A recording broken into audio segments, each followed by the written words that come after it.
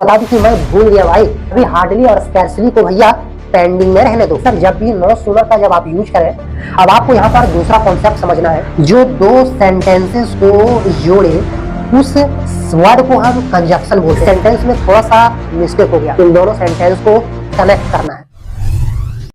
Hello everyone, welcome again सभी का एक नई वीडियो में। आज मैं यहाँ पर फिर से कुछ शब्द लेके आया हूं, और इसे शब्द नहीं बल्कि फ्रेज बोलिए, क्योंकि शब्द से बड़ा है। तो यहाँ पर नो सूनर का हिंदी मीनिंग होता है जो ही या जैसे ही। वैसे ही हार्डली और स्कैर्सली का भी कुछ हिंदी मीनिंग जरूर होता होगा, लेकिन हमने यहाँ पर सभी सेंटेंसेस में सिर्फ नो सूनर का ही यूज किया है। तो अभी हार्डली और स्कैर्सली को भैया पेंडिंग में रहने दो। अब यहाँ पर आपको ध्यान देना है कि सर नो सूनर को जब हम सेंटेंसेस में यूज करेंगे तो क्या कुछ ऐसे ग्रामेटिकल रूल्स है या ग्रामेरियन ने हमें कुछ सजेशन दिया है क्या, जिसे हम फॉलो करें और सेंटेंस को ग्रामेटिकली प्योर बनाएं। तो मैं आपको बता दूं कि सर नो सूनर से रिलेटेड भी ग्रामेटिकली बहुत से ऐसे कॉन्सेप्ट्स हैं जिसे हमें जानना चाहिए, और वाकई ये कॉन्सेप्ट कॉम्पिटिटिव एग्जाम में बहुत पूछा जाता है। तो क्यों ना आपको कॉन्सेंट्रेट होकर गुजारिश करूंगा कि आखिर तक इस वीडियो को जरूर देखें। यहाँ पर दिया हुआ है कि सर नो सूनर का हिंदी मीनिंग होता है ज्यों ही या तो जैसे ही। क्योंकि ये दोनों वर्ड एक ही हुआ, ज्यों ही बोलिए या तो जैसे ही बोलिए, ये दोनों शब्द एक है। अब आपको ध्यान देना है कि सर जब भी नो सूनर का जब आप यूज करें, no sooner is followed with then, यानी नो सूनर का जब भी सेंटेंसेस में प्रयोग होगा तो सेंटेंस में हमेशा देन आएगा ही। और दूसरा आपको ध्यान देना है कि सर जब भी नो सूनर का हम सेंटेंसेस में प्रयोग करें तब आपको इन्वर्सन का प्रयोग करना है, यानी नो सूनर के बाद आपको हेल्पिंग वर्ब रखना है, उसके बाद सब्जेक्ट। अब चलिए सेंटेंसेस में जैसे यहाँ पर डेमो के रूप में दिया हुआ है, no sooner did hunter aim at the bird. Sentence का ये एक हिस्सा हुआ जिसका हिंदी मीनिंग हुआ कि ज्यों ही शिकारी ने पक्षी पर निशाना साधा, ज्यों ही शिकारी ने पक्षी पे निशाना साधा, देन इट फ्लू अवे, वैसे ही पक्षी उड़ गई। अब यहाँ पर देखिए सर इस सेंटेंस में हम यदि सेपरेट करें या तो सेंटेंस को दो हिस्से में बांटे, जैसा कि यहाँ पर दिया हुआ है, जो ही जैसे ही पुलिस पहुंची डाकू भाग गए। तो यहाँ पर जैसे ही पुलिस पहुंची ये सेंटेंस का एक हिस्सा हुआ, और दूसरा यहाँ पर दिया हुआ है कि डाकू भाग गए, ये सेंटेंस का दूसरा हिस्सा हुआ। अब जब हम इसे इंग्लिश में ट्रांसलेट करेंगे कि जैसे ही पुलिस पहुंची, वैसे तो पुलिस पहुंची इसका इंग्लिश ट्रांसलेशन होगा द पुलिस रीच्ड, पर यहाँ पर ज्यों ही या जैसे ही जिसका इंग्लिश नो सूनर होता है, तो जब भी आप नो सूनर अटैच कर देंगे तब आपको नो सूनर के बाद तुरंत हेल्पिंग वर्ब रखना है। रिटन फॉर्म में ट्रांसलेट करते हैं फिर समझने की कोशिश करते हैं। यहाँ पर दिया हुआ है ज्यों ही या तो जैसे ही, क्योंकि ये दोनों वर्ड एक ही और दोनों का मीनिंग नो सूनर होता है, तो यहाँ पर हम लिखेंगे नो सूनर, यानी कि ज्यों ही या जैसे ही पुलिस पहुंची। वैसे पुलिस पहुंची ये पास्ट टेंस में है तो हम बोल सकते हैं द पुलिस रीच्ड, पर आपको ऐसा यूज नहीं करना है, आपको इन्वर्सन का यूज करना है। इन्वर्सन का यूज करने का मतलब हुआ कि सर आपको हेल्पिंग वर्ब रखना है नो सूनर के बाद। तो चूंकि पास्ट में है तो पास्ट का जो हेल्पिंग वर्ब होगा डिड, तो हम यहाँ पर डिड रखेंगे। और जहां पर आपने डिड का यूज किया, आपको ध्यान देना है कि ग्रामेरियन ये कहता है कि आपको वहां पर हमेशा वर्ब का फर्स्ट फॉर्म यूज करना है, यानी हम बोल सकते हैं no sooner did the police reach, no sooner did the police reach, यानी कि ज्यों ही या जैसे ही पुलिस पहुंची डाकू भाग गए। अब आपको ध्यान देना है कि sir no sooner is followed by then, यानी नो सूनर के बाद आपको देन का प्रयोग करना है, तो हमने यहाँ पर देन रखा। और उसके बाद डाकू भाग गए, रॉबर्स फ्लेड अवे, हमने यहाँ पर रखा रॉबर्स फ्लेड अवे। अब सर इस सेंटेंस में ध्यान देना है कि नो सूनर के बाद हमने हेल्पिंग वर्ब डिड का यूज किया, और उसके बाद इस सेंटेंस का सब्जेक्ट जो पुलिस है उसे यूज किया। दूसरा आपको ध्यान देना है कि sir no sooner is followed by then, यानी नो सूनर जिस सेंटेंस में आएगा वहां पर आपको सिर्फ देन का ही प्रयोग करना है। अब मैं उम्मीद करता हूं कि आप कॉन्सेप्ट को समझ गए होंगे। अब कॉन्सेप्ट को समझ जाने के बाद अब सेंटेंसेस को धड़ल्ले से इंग्लिश में ट्रांसलेट करते हैं। यहाँ पर आगे दिया हुआ है ज्यों ही वह सांप देखा वह दौड़ने लगा, ज्यों ही वह सांप देखा, no sooner did he see the snake, वह दौड़ने लगा, he began to run।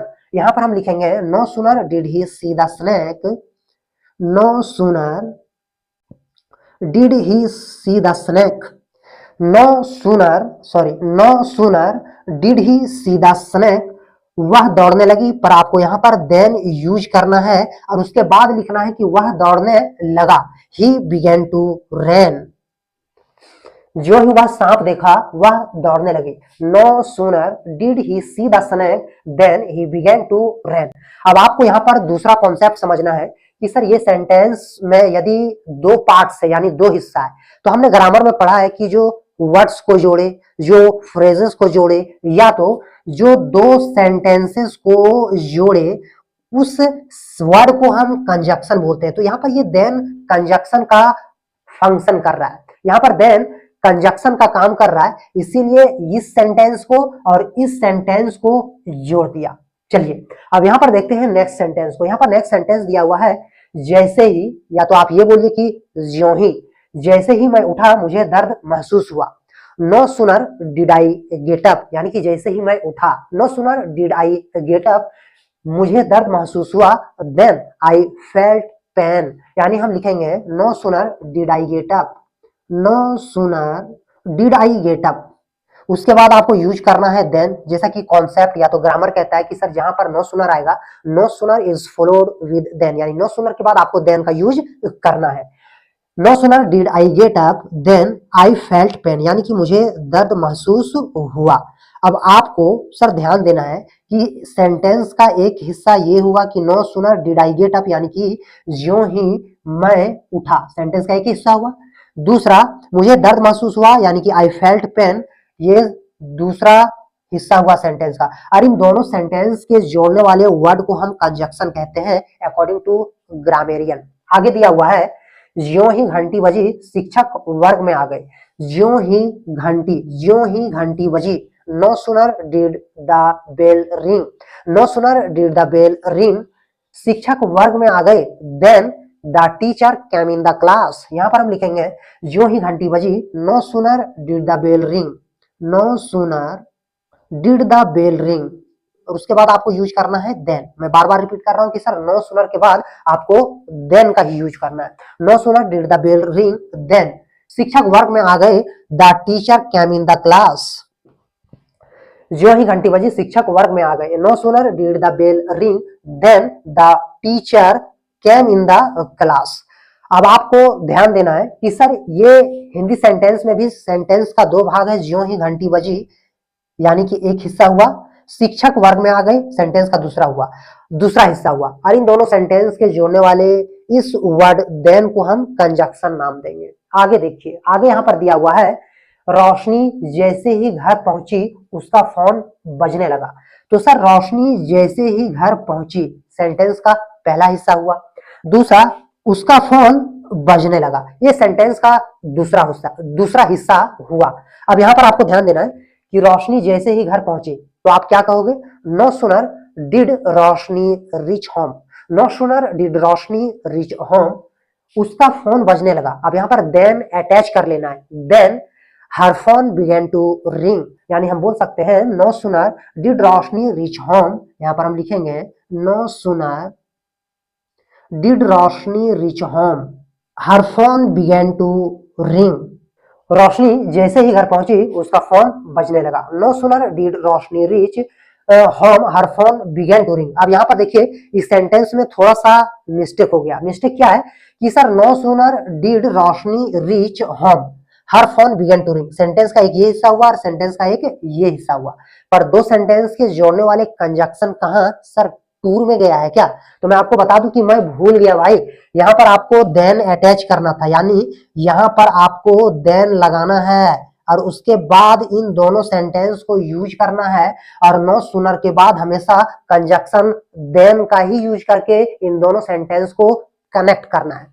मैं उम्मीद करता हूं कि ये सभी सेंटेंसेस को जिसे हमने इंग्लिश में ट्रांसलेट किया नो सुनर जैसे फ्रेज की मदद से, मैं उम्मीद करता हूं कि यदि आप ग्रामेटिकली स्ट्रांग होना चाहते हैं, यानी नो सुनर के बाद देन का प्रयोग होगा, हार्डली और scarcely is followed with when, यानी कि हार्डली और स्कार्सली के बाद व्हेन का प्रयोग होगा। ये आने वाली वीडियो में हम आपको क्लैरिफाई करेंगे। यदि आप इस तरह की कॉन्सेप्ट्स को क्लियर करना चाहते हैं, ग्रामेटिकली स्ट्रांग होना चाहते हैं, स्पीकिंग में स्ट्रांग होना चाहते हैं, और राइटिंग स्किल में यदि आप थोड़ा सा डिफरेंट होना चाहते हैं, तो आपको इस तरह की सेंटेंसेस को और भी ज्यादा लेना चाहिए और प्रैक्टिस करना चाहिए।